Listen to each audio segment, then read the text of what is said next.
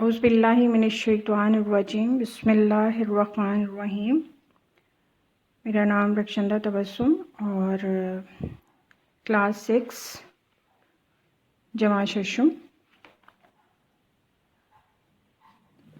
مضمون اسلامیات، اور آج کا ہمارا جو خاص ٹاپک ہے وہ طہارت اور پاکیزگی۔ میں ابھی اس چیپٹر کو ریڈ کرتی ہوں اور اس کے بعد یہ کہ آپ کو اس کے کوسچنز آنسر بتاؤں گی۔ تو ہمارا آج کا خاص جو موضوع ہے وہ ہے طہارت پہ۔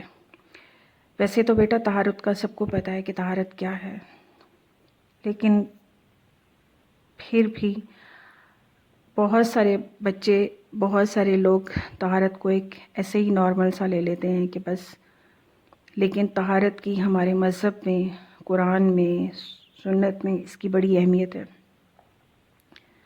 طہارت و پاکیزگی کا مفہوم، پاکیزگی کو عربی زبان میں طہارت کہتے ہیں، اور طہارت محض صفائی ہی نہیں بلکہ اس سے مراد جسم، جان، لباس، ماحول کی پاکیزگی طہارت ہے۔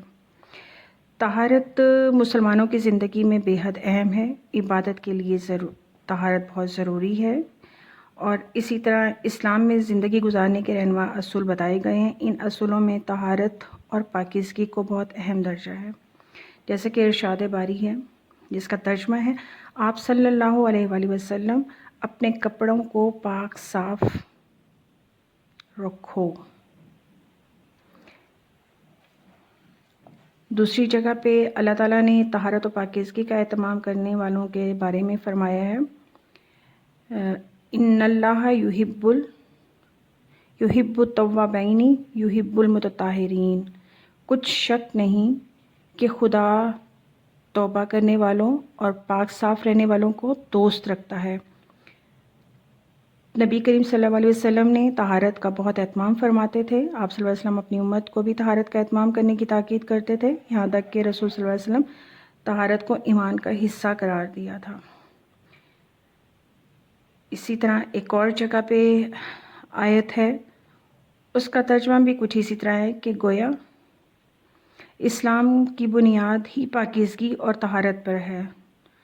پاکیزگی صفائی ایمان کا حصہ ہے۔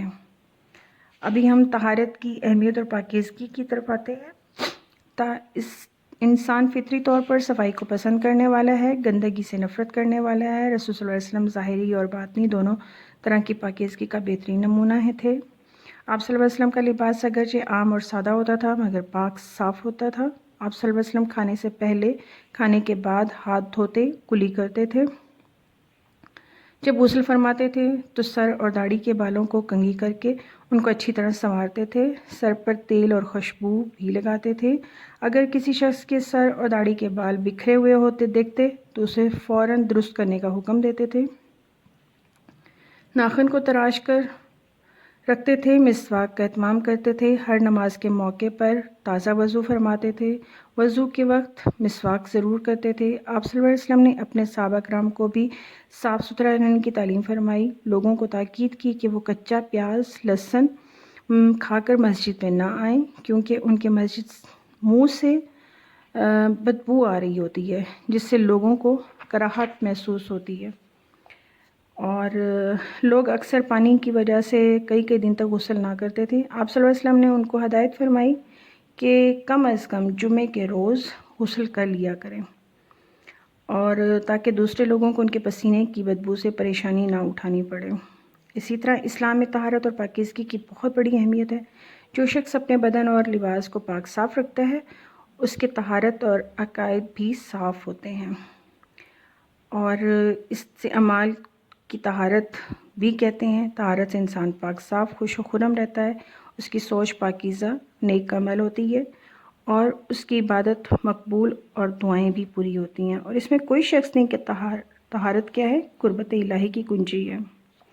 تو بیٹا یہ تو ہمارا چیپٹر تھا طہارت کے بارے میں، اور آپ کو پتہ ہے، سب کو پتہ ہے کہ صفائی نصف ایمان ہے۔ ہمیں اپنے جسم کی، ہمیں اپنے گھر کی، ہمیں اپنے علاقے کی، ہمیں اپنے اسکول کی، ہمیں اپنے ارد گرد کے ماحول کی صفائی کا خاص خیال رکھنا ہے۔ ہمیں خود بھی صاف ستھرا رہنا چاہیے، ہمیں دوسروں کو بھی تلقین کرنی چاہیے، لیکن برے طریقے سے نہیں، اچھے طریقے سے، اچھے انداز سے کہ دوسرے کو برا بھی نہ لگے۔ اور جمعے کو تو صرف ہمارے مذہب میں ہے کہ جمعے کو ضرور نہایا کریں، ویسے گرمیوں میں تو ڈیلی نہانا چاہیے، صبح دوپہر شام، کیونکہ گرمی بھی ہوتی ہے اور پسینہ بھی بہت زیادہ آتا ہے تو اس سے اسمیل آتی ہے، اور پھر ہم جب کسی کے ساتھ بیٹھے ہوتے ہیں تو برا لگتا ہے، اس سے اسمیل آ رہی ہوتی ہے، وہ پھر ہم سے بات کرنا پسند نہیں کرتے۔ بہت سارے بچے دانتوں کو صاف نہیں کرتے اور بس ویسے ہی ناشتہ کر لیتے ہیں، تو وہ 2 دن بھی اگر برش نہ کریں تو منہ سے اسمیل آتی ہے، اور اکثر لوگ جب بات کر رہے ہوتے ہیں تو ان کے منہ سے اسمیل آ رہی ہوتی ہے، تو ان سے تھوڑا دور ہو کے بات سننے کو دل کرتا ہے کہ ان کے قریب جانے کو دل نہیں کرتا۔ تو اس لیے ہمیں اپنے جسم کا، ہمیں اپنی زبان، منہ کا، ہمیں اپنی زبان کا، ہمیں اپنے ماحول کا، ہمیں اپنے شہر کا، گھر کا، ملک کا، سب کا خیال رکھنا چاہیے۔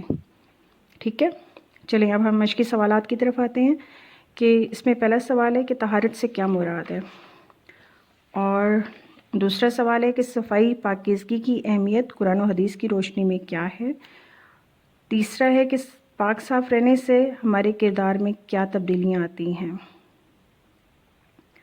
یہ 3 سوال ہیں اور تینوں سوالوں کے جواب میں نے بک پہ نشان لگائے ہوئے ہیں اور اس کی پک جو ہے نا وہ آپ کو سینڈ کی ہوئی ہے۔ مزید یہ کہ آپ کو تصویر ابھی بھی اس کے ساتھ سینڈ کر دیں گے۔ اور سوال نمبر 2 ہے درست جواب پر نشان لگائیں۔ یہ آپ کو پتہ ہے، آپ میں نے پورا چیپٹر ریڈ کر دیے تو اسی میں وہ سارے آسانی سے حل ہو جاتے ہیں، اور اس کی تصویر بھی آپ کو بھیجی ہوئی ہے، تو آپ انشاءاللہ آپ کو میرے سبق کی سمجھانے کی سمجھ آ گئی ہوگی۔ اور گڈ، شاباش، آپ تو ویسے ہی بہت اچھے بچے ہیں۔ تو باقی اگر نہیں سمجھ آئے گی کوئی بات تو ہم اسے دوبارہ ڈسکس کریں گے۔ اللہ حافظ۔